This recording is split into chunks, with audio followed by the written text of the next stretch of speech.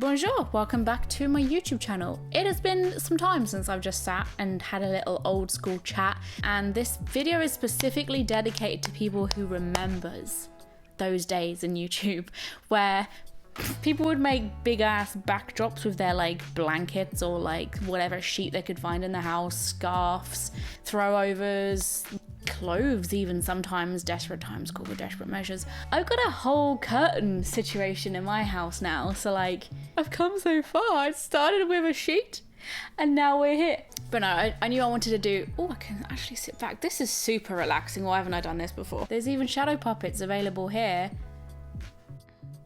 What a premium YouTube channel. If you've got some things that you thought would have been cool for me to talk about, but I didn't talk about it in this video, drop them down there.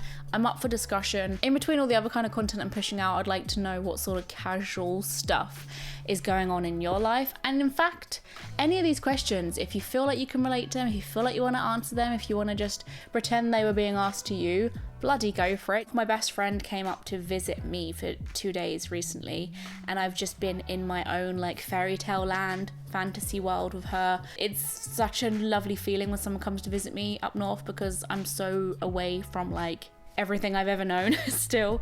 And so when someone comes up from my territory, I'm like, this part of my heart is singing that doesn't get to sing all the time. So I had some little time doing that. We went to bars, we went to a dog cafe, we chilled out at home, we had drinking games. It was a fun ass time. But now we're back to life, back to reality. So this wasn't actually staged. It looks very, very asked for. I did not ask for this question to be asked.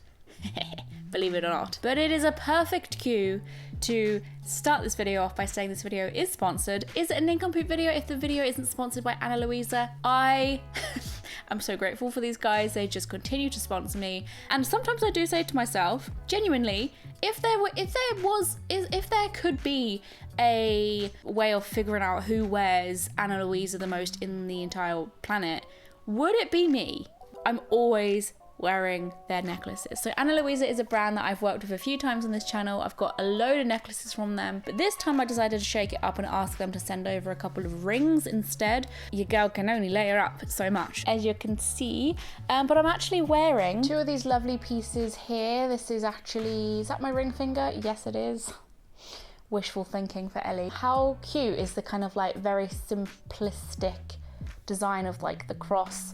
And then this one is also pretty simplistic, but that's the kind of style that Ana Luisa goes for. It's very dainty and subtle, but that means you can literally wear it anywhere. And this one, and with anything, and this one in particular is actually adjustable. So I can literally like squeeze it to make it a bit more tighter, which is amazing, particularly when you're buying online, and it's always a bit of a risk. But as always, as I always say on this channel, their stuff is always packaged in a box which you can recycle. They keep to as minimal packaging as possible. Look, bish bash bosh. And then because I've never had the rings before, I've never seen these little pouches, which I do end up keeping to store the necklaces in anyway. So I've got so many of these pouches. But these ring ones are actually very thick. They're thicker than their usual velvet. So my two rings came in here, like one came in each, and they basically like offset all of their carbon emissions, and any potential damage they could be doing to the planet, they give back. So, you know, this is made from recycled paper, so then you recycle it to continue the cycle. Being a carbon neutral brand to them is very important. Nothing's ever broken, everything's lasted, and I sometimes like I don't recommend bathing in their jewelry, but I'm a bad person at looking after jewelry, I'm not gonna lie, but their stuff just like conquers on. The reason why they told me to tell you about them again is because they're doing 60% off at the moment for Black Friday. So basically you buy one product and get one for 60% off, which I feel is really good for Christmas time, because obviously we're buying multiple things right now for different people. Even if you want to buy yourself something, you can buy yourself something and then like get your mum something for 60% off. Don't worry, I won't tell her. You can check Ana Luisa out by clicking my link down there. Enjoy their discount. Okie dokie, so moving on to the next question. Yes, I mean it. I meant it when I said that intuitive eating changed my life. Now, if you didn't know, intuitive eating is something that I recently started talking about. Well, I say recently, I think it was about a year ago now. I took the challenge upon myself to do an intuitive eating challenge, which is basically when I did a very intense week of like mindful eating, where I stopped watching TV or looking at my phone while eating. I like paused and took a like mindful moment to myself before deciding to eat food. Instead of looking at the clock to determine whether I eat dinner, I just asked myself, am I hungry? How do I feel? I took a sip of water and like tried to really like connect back to my natural responses. Signals in my brain that was saying like, yes, you are hungry, or no, you're not. Actually, a lot of people don't know how to be in touch with their body anymore, because we are so distracted. We are in like a technological world, and things are so easy to access now. So not only are we very distracted by things around us to the point where we're not very aware of like our body and what it's trying to say to us and signals it's trying to give to us, but also the fact that we can so easily shove something in the microwave, or like order something, or run to the shop, or like there's adverts flying left, right and center as well that might easily sway us. So basically I wanted to see what it'd be like to mindful eat, and it changed my life. I'm not saying that wasn't like a clickbait thing. I wasn't saying it to be dramatic. Generally I don't like to say things unless I really, really mean them. That's a toxic trait of mine sometimes, actually, because I hold myself back from saying things until I feel really concrete about them. Fun fact about Ellie. I did do an update video, unless you kind of want an update video again, like a more recent one. And I spoke about in that video how I had lost like a stone and a bit. I've kept it off, which is something I've never done in my life. I've always yo-yo dieted, lost weight, gained weight, lost weight, but I've remained consistent, which is a massive deal. And I think that just goes to show it's the only successful diet or habit, I guess, to pick up in terms of eating, particularly as someone who's always struggled with food and body image my whole entire life. Recently, these past couple of years, it's like weird. It's like a weight has just jumped off my shoulder and flown off into the sky. All I needed to do this whole time was to ask myself what I needed, when I needed it, and like stopped myself from bowing down, I guess, to society telling us that we must eat at 6 p.m. and 12 p.m. is our lunchtime. When we were babies and when we were growing up, we would cry when we were hungry. And then we go to school and we're told that, you know, you eat at break, and then when you go home you have dinner from your parents. And it's hard to get out of that cycle, but it is doable. It's definitely doable, and I'm living proof of that. If you want to see either of those videos down there, I will link them.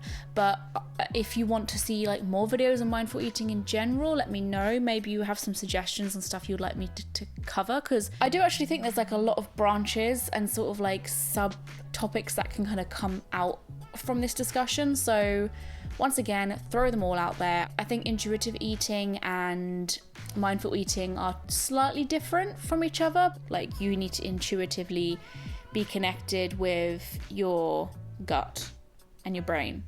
Does it need energy? Are you just thinking about food because you're bored?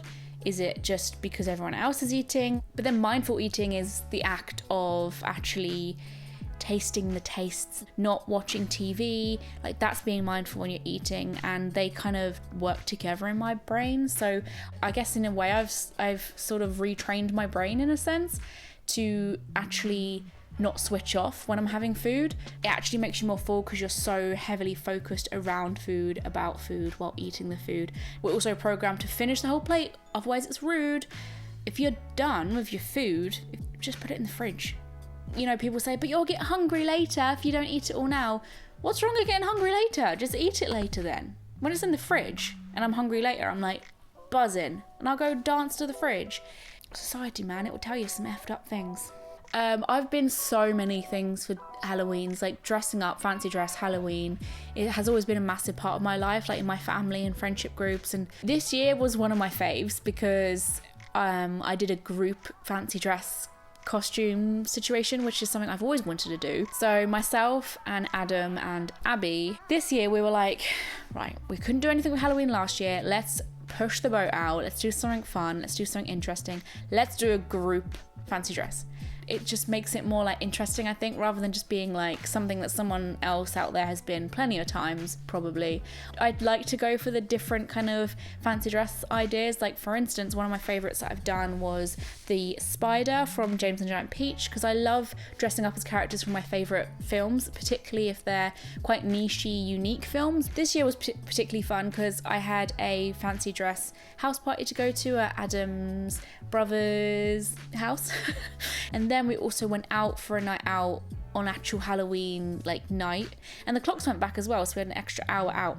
Events were fun, but also I think my fancy dress was really fun because we decided to go as Dalmatians and Cruella. So Abby was Cruella and me and Adam were Dalmatians, and it just felt really fun. Like, it took me a while to like buy all the bits and pieces that I needed for it, like down to the tights, the suspenders, the top, the shorts, the hairband, like the makeup, like everything about the fancy dress was new, so it felt really fun and exciting and refreshing. Also, I don't know if this is like a Newcastle thing or the place that we went to, but when we were out for the Halloween night, everybody there made an effort. There wasn't one person who was like, oops, didn't get the memo. I do usually push myself to do Vlogmas every year because I know that I will regret it if I don't, but I just feel a little bit different this year. I don't have that you will regret it push. However, I am going to be doing very regular content in December. I will be doing lots of Christmassy bits and pieces, and it will basically be vlogs. I'm going to be doing like follow me around vlogs, travel stuff, come with me to do different bits and pieces. That's the sort of the vibe I want to give in December. And the reason why I'm not going to dedicate myself to doing that every day is because I've got a few bits going on in December that I think will make that quite difficult to do. But then at the same time, they're fun bits which I can film and show you guys like as a vlog and stuff. So like, if I keep my schedule very clear in December for the sake of uploading every day, it will then kind of contradict itself, because then I won't have like fun things to do to film and show you guys when it happens. So I don't think the typical stereotypical like Vlogmas day 1, day 2, day 3 thing will happen. But I don't think people would notice, to be honest, because I think that I would be posting regularly enough anyway. Does that make sense? I'm not a layer person, not at all. I like my little crop tops and my little shorts and skirts and stuff. So then winter comes and I'm a bit stumped every year. So I kind of brave it for as long as I can. Like the autumn lookbook I did, that's some of my favorite outfits. If you're interested in knowing what I'm wearing at the moment, go check that video out. And plus, autumnal vibes. Who doesn't want that in a video? I do. I love this time of year. It's definitely my favorite. So yeah, I'd basically say that I'm kind of trying to embrace the autumn season as much as possible. So I am wearing this quite regularly. I feel like a freaking teddy bear in it. I feel like Winnie the Pooh. I feel like a little autumnal crispy leaf on the floor that just wants to be picked. I also feel like I'm wearing a lot of berets at the moment and maxi skirts. I'm really loving maxi skirts at the moment because I guess it's just like a longer skirt than what I'm used to, so it makes me a tad bit warmer. It doesn't. I also love wearing my long sleeve black and white stripy top underneath things. I'm always like putting like strappy tops like this one underneath stuff. Trousers is definitely something I want to try and get into. I've been wearing trousers a bit more than I ever have before in my lifetime with like a jumper or like a nice top. Basically my idea of transitioning into autumn and winter is just wearing the same dresses that I wore in the summer, but with a long sleeve underneath it, because it makes me a little bit warmer, and then some maybe thermal tights, like thick black tights, and some boots. This little question though, girl, what the floopity floop? You are not dumb. No one is dumb. Everyone's got their thing. Do you know, that's something I just realised recently. I've been thinking about that a lot. It's very easy to look at other people and think they've got their shit together and you haven't, and you're sort of stressing about like what you know, what you can do, your experience. But really the reality is people invest their time on different things to you, and everyone's got the same amount of time on earth. They just choose to spend their time differently, and therefore they might pick up information and knowledge and facts and experience in areas that they want to. We just have our niches and we have our particular talents, and we just got to embrace that. We've got to find out what those are for us and keep working on them, keep growing them and developing them, because it's better to be a master at a few things than a jack of all trades, because I think that that's general. Do you know what I mean? Like, you can't know everything, but you can know everything in certain areas.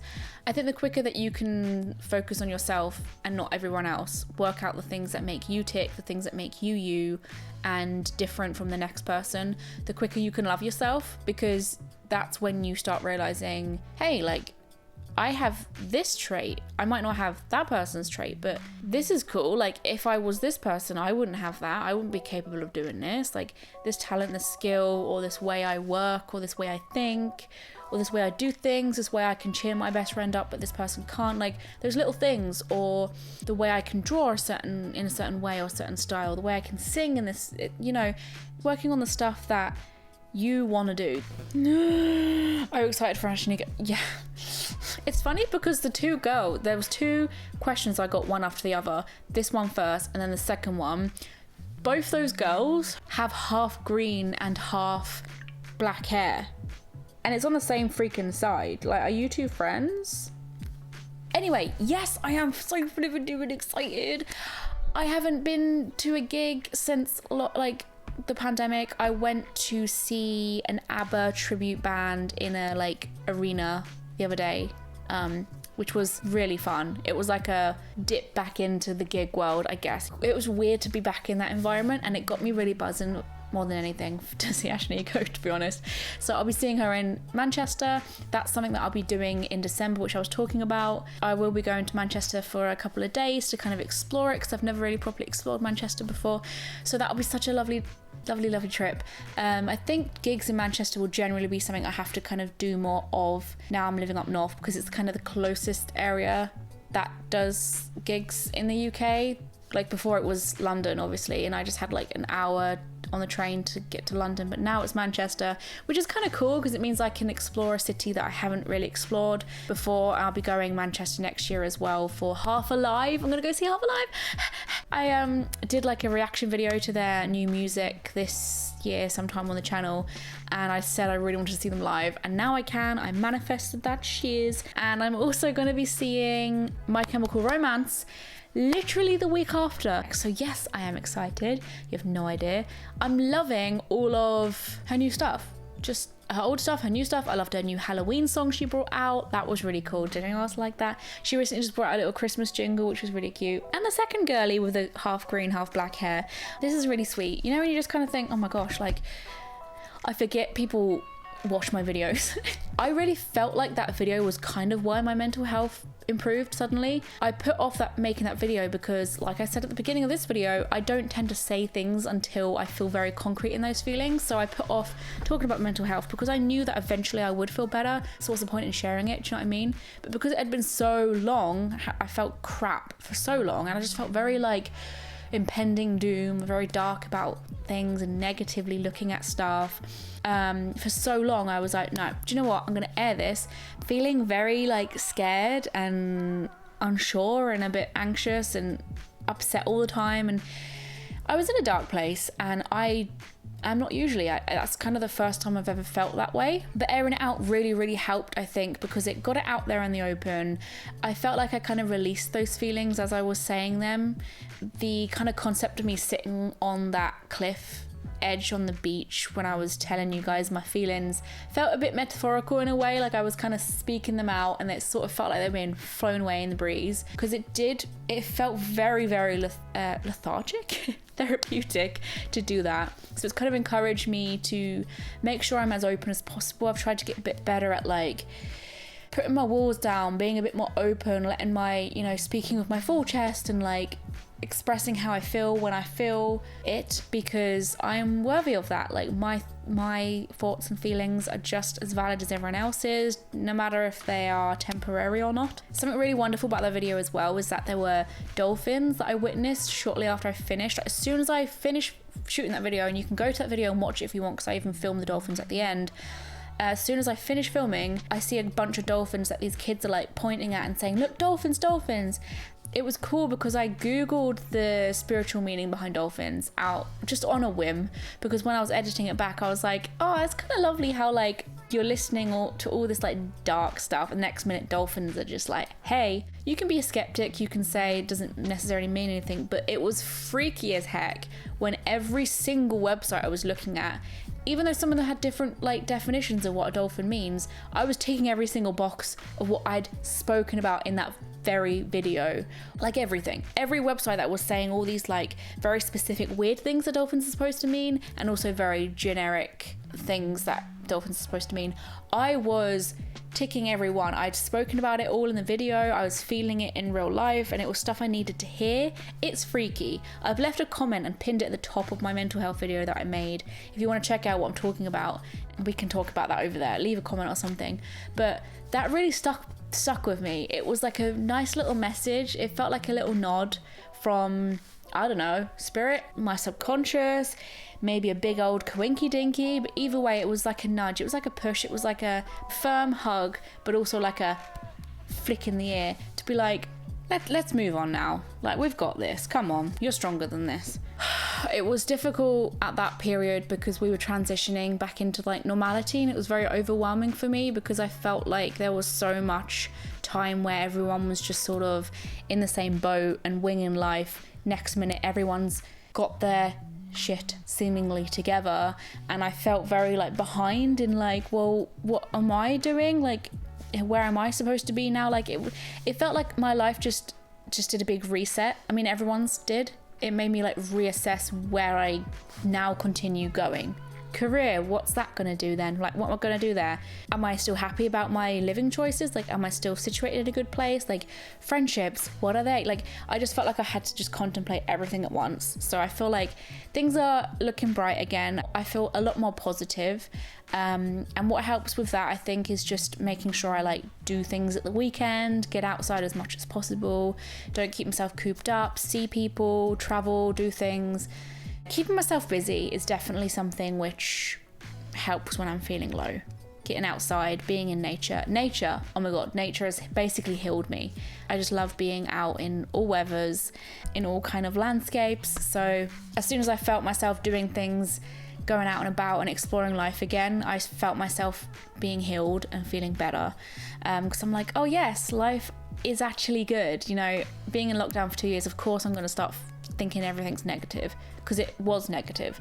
It was just reminding myself like what fun stuff is actually out there and what I used to do before lockdown hit. This is a really good question. It's the people. I thought I would struggle with the kind of location. So like I would miss certain, like, well, that's been an adjustment too. I think there's so many things I could say. Keep it brief, Ellie. Why do I waffle? Just not feeling like necessarily as part of the other people who live here.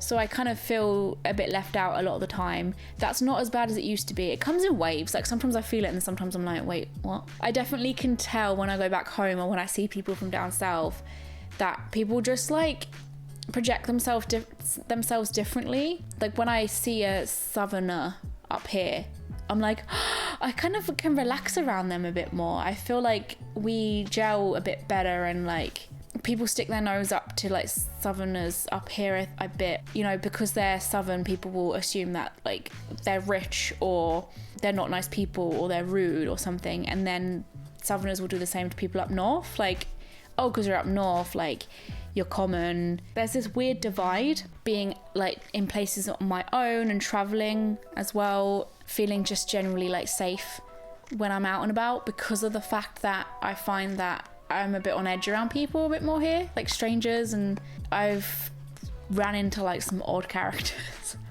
What a really cute question. It actually broke. I remember the jellyfish kept getting his tentacle stuck in the flipping pump.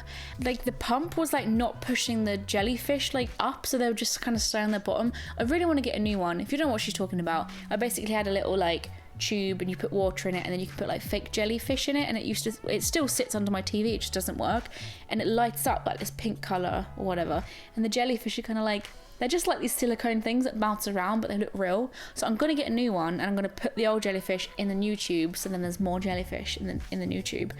Get one. They're on Amazon, I think. I got a lot of these kinds of questions. So someone said, how did you get started with tarot? I'm just a newbie and finding it overwhelming but fun. Someone else said, how did you start getting into mystic and spiritual things? I really want to start, but I don't know where.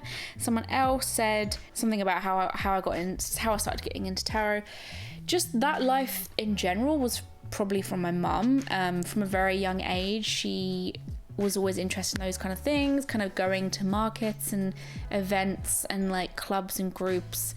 That always like pricked my ears up because it'd be interesting. It'd be about spirits and healing and protection, or like some sort of church or some sort of like demonstration, like a psychic event or something. Like she'd go to all these bits and pieces, and I'd always be like, ooh. And then I slowly was like, can I come? And then I'd start like wanting to like invite myself and want to be involved and all that sort of stuff. So she kind of brought me into that world because I was interested.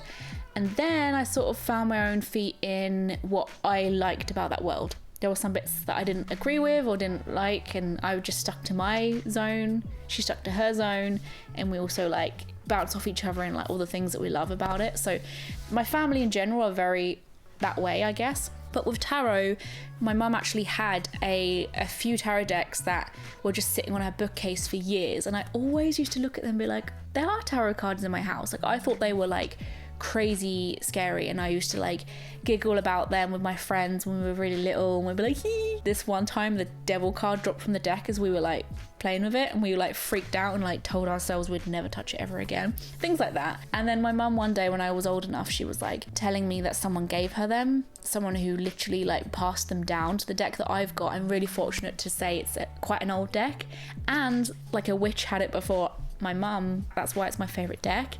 I always went back to the little like selection of tarot decks that she had, but I could never understand them. A lot of them were complicated. She had ones that I didn't really like. All of those decks were just like numbers, like it would just say like 2 of Wands, and I'm like, learning, so how am I supposed to know what that is? I need like a picture to kind of like help me along.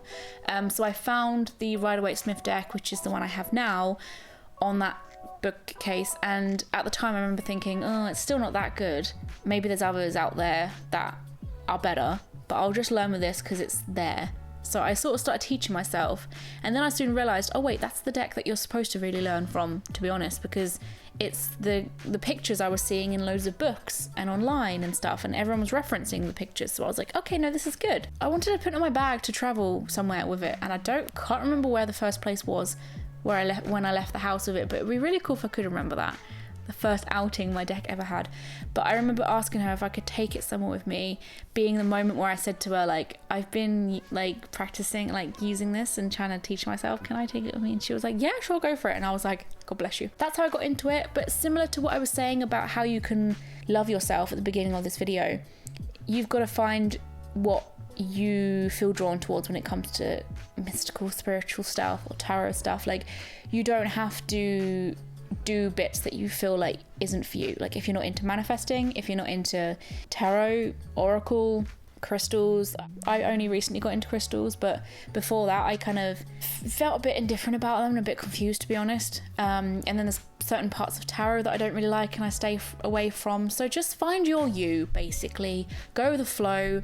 I've always been drawn towards the moon, so I'm always banging on about moon phases and trying to work with that alongside like manifesting stuff. And I love ritual baths and things like that. That's my go-to, that's my thing. So find your thing, go with it, jump into it, like explore it, deep dive into what you can, the history of it, what it means to other people, books, documentaries, films. Find communities, talk to people online, have actual conversations with people at libraries, I don't know, events that do things, like just have fun. Go visit places that like are, I don't know, temples or like an exhibition or a museum or like a church or something. Life is about finding your you and knowing what it is you're supposed to be doing. What do you do that makes your heart flutter and makes your soul tick? And find that, and the quicker you can, the happier you'll be, for sure. I didn't mean to get deep and philosophical in this video. It's just a Q&A, Ellie. Chill out. But I'm gonna leave now. Make sure you give my video a thumbs up so I know to do more sort of casual, laid back, lazy stuff like this more often if you want that. And I'm on social media such as Twitter, Facebook, and Instagram. I have a tarot reading Instagram and a tarot reading Facebook as well. So if you want to book a tarot reading with me, you can do so. I'm also doing gift cards at the moment. So if you want to buy someone a tarot reading for Christmas, if there's someone who's always like, I'd love to get a reading done, you can basically buy a tarot reading for someone else for Christmas and I can send you a little gift card for that. And I'm also doing New Year readings soon, so if you want to work out how your next year is gonna be, then I can do a reading on that for you. As I said at the beginning of this video, do make sure you check Ana Luisa out. They've got a massive discount at the moment. Get yourself a nice little bargain and find yourself some lovely jewellery. And thank you so much for sponsoring this Q&A video, Ana Luisa. I really enjoyed just sitting down and filming this. That is all. Thanks guys, and I'll see you for my next video. Bye bye.